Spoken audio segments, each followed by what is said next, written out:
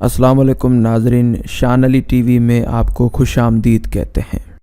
ایک روایت نقل کی گئی ہے کہ حضرت امام حسین علیہ السلام کی ولادت کے 1 سال مکمل ہونے کے بعد اچانک 12 فرشتے آپ صلی اللہ علیہ وآلہ وسلم کی بارگاہ عالیہ میں حاضر ہوئے۔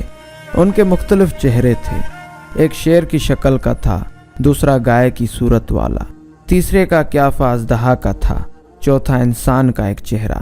گویا سب فرشتے مختلف صورتوں اور مختلف چہروں والے تھے۔ ان کے چہرے سرخ اور آنکھیں گریا کنا تھیں۔ ان کے پر و بال بکھرے ہوئے تھے۔